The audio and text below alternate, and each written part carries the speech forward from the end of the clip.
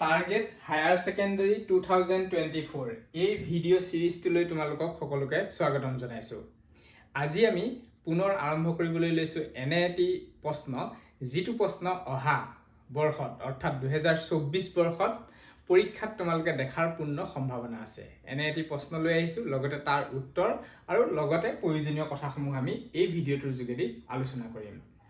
এইটো এটা প্ৰশ্ন, ভাৰতৰ পৰিসীমা দেখুৱাই এখন মানচিত্ৰ অংকন কৰা আৰু তাত তলত দিয়াসমূহ বহুৱা। 1 নম্বৰ দিয়া আছে দুখন বন্দৰ চহৰ, 2 নম্বৰ দুটা তেল শোধনাগাৰ। এই প্ৰশ্নটো আহিছিলে AHSEC হায়াৰ ছেকেণ্ডাৰী 2019 বৰ্ষত এই প্ৰশ্নটো আহিছিলে। এনে এটা প্ৰশ্ন মানে ভাৰতৰ মানচিত্ৰ অংকন কৰি নিৰ্দিষ্ট ঠাইসমূহ বহুৱা, এনে এটা প্ৰশ্ন প্ৰত্যেকটো পৰীক্ষাতে তোমালোকৰ অহা দেখিবলৈ পোৱা গৈছে। হায়াৰ ছেকেণ্ডাৰী ফাইনেলৰ প্ৰত্যেকখন পেপাৰতে এনেকুৱা এটা প্ৰশ্ন তোমালোকে দেখিবা, আৰু এই প্ৰশ্নটো আহে তোমালোকৰ কুৱেশ্যন পেপাৰখনৰ একেবাৰে শেষৰ প্ৰশ্নটো, আৰু ইয়াত থাকে 5 মাৰ্কছ। যদি আজি এই ভিডিঅ'টো তোমালোকে শেষলৈকে চোৱা তেনেহ'লে তোমালোকৰ 5 মাৰ্কছ প্লাছ হৈ থাকিব হায়াৰ ছেকেণ্ডাৰী ফাইনেলৰ কাৰণে। এতিয়া আহা আমি কেনেকৈ এই প্ৰশ্নটোৰ উত্তৰ খুব ধুনীয়াকৈ কৰিম, যাৰ বাবে পৰীক্ষকে আমাক 5ৰ ভিতৰত 5 নম্বৰ দিবলৈ সক্ষম হ'ব। মানে আমি 5ৰ ভিতৰত 5এই পাব লাগিব এই প্ৰশ্নটোত। কেনেকৈ পাম? এতিয়া চোৱা, ভাৰতৰ পৰিসীমা দেখুৱাই এখন মানচিত্ৰ অংকন কৰা। প্ৰথমতে মানচিত্ৰখন আঁকিবা, একদম ৰাফ আঁকিলেই হ'ব, ক'ৰবাত ইফাল সিফাল হ'লে কোনো কথা নাথাকিব, একো কথা নাই, আমি ৰাফ এখন মানচিত্ৰ আঁকিম। তাৰপিছত কি দেখুৱাব দিছে, যে পৰিসীমা দেখুৱাব দিছে। পৰিসীমা মানে বাউণ্ডেৰী। এতিয়া চববিলাক দেখাব নালাগে, কিছুমান দেখাব লাগিব। কি কি দেখাব লাগে? এইটো দিশত চীন দেশ আছে, তোমালোকে চীন দেশ বা চীন বুলি লিখিব পাৰা। এইফালে আছে পশ্চিম ফালে পাকিস্তান আছে, পাকিস্তানটো ইয়াত লিখি দিবা। মই যেনেধৰণে লিখিছোঁ তেনেকৈ লিখিবা। তাৰপিছত এইফালে কি আছে, বংগোপসাগৰ, বংগোপসাগৰ আছে, তোমালোকে এইখিনি বংগোপসাগৰ বুলি লিখিবা। আৰু এইখিনিত আছে আৰৱ সাগৰ, তোমালোকে এনেকৈ আৰৱ সাগৰ বুলি লিখিবা, আৰৱ সাগৰ। তাৰপিছত আৰু কিবা লিখিব লগা থাকিল নেকি? এইটো দিশত পূব চাইডে একো লিখা হোৱা নাই, গতিকে এইখিনি ম্যানমাৰ বুলি লিখিবা, ম্যানমাৰ বুলি লিখিবা।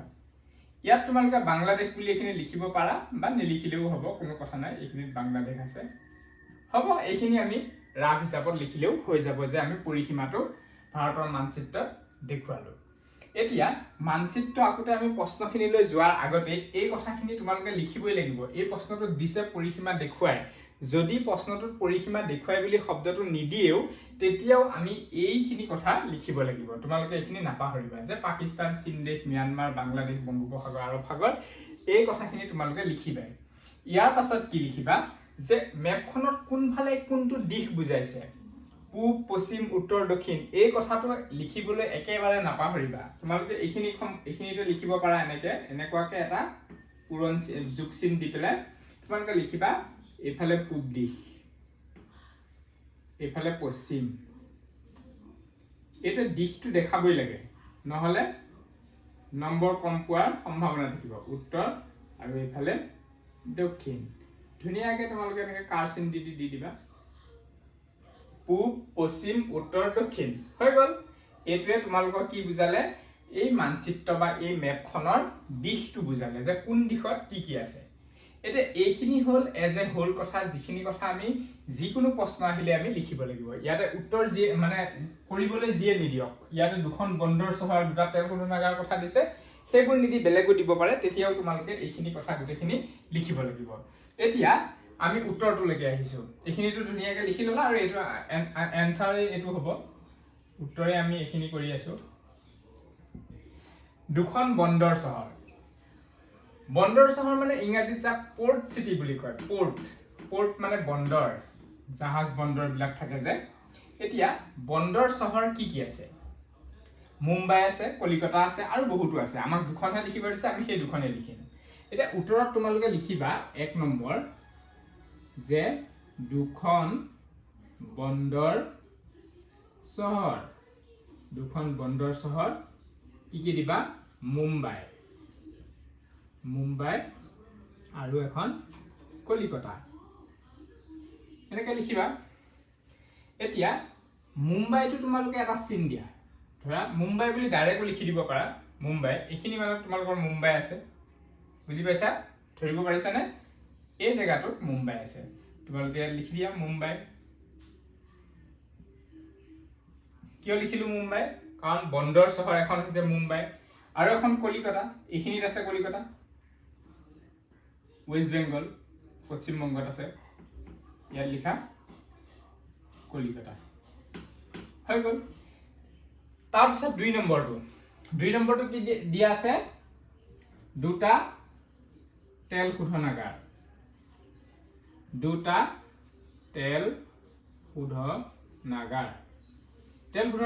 আমাৰ অসমত থকা দুটাকে দি দিয়া ডিগবৈ আছে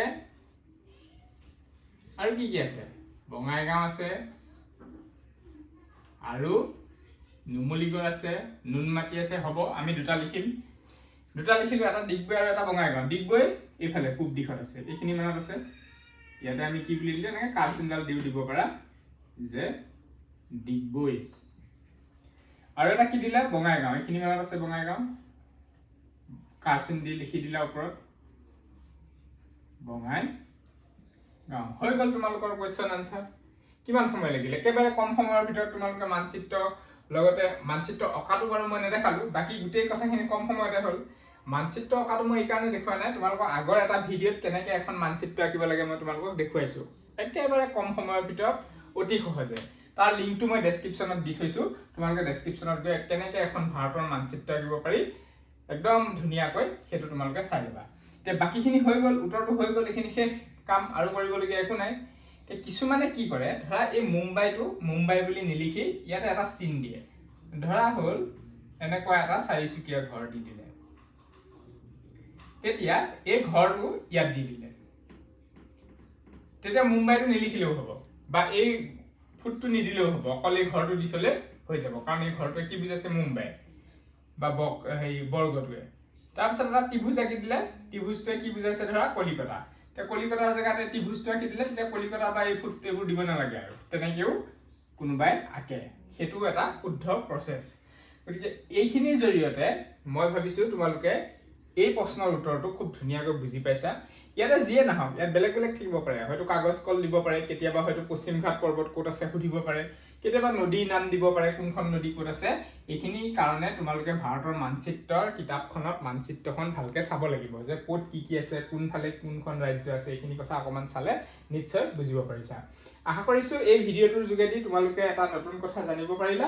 লগতে পৰীক্ষাৰ বাবে 5 নম্বৰ তোমালোকৰ সংযোগ হ'ল এই 5 নম্বৰ তোমালোকে লাভ কৰিবা পৰীক্ষাত এনেকৈ যদি তোমালোকে উত্তৰটো কৰা আশা কৰিছো ভিডিঅ'টো চাই তোমালোকে নিশ্চয় ভাল পাইছা আগলৈও এনে ধৰণৰ ভিডিঅ' পাই থাকিবৰ বাবে চেনেলটো সাবস্ক্ৰাইব কৰি ৰাখিবা লগতে লগৰ বন্ধু বান্ধৱীলৈকো শ্বেয়াৰ কৰিবা নেক্সট ভিডিঅ'ত আমি অন্য এটা অতি গুৰুত্বপূৰ্ণ প্ৰশ্ন লৈ আহিম যিটো 2024 বৰ্ষত অহাৰ পূৰ্ণ সম্ভাৱনা থাকিব আজি ভিডিঅ'টো ইমানতে সামৰিছো ধন্যবাদ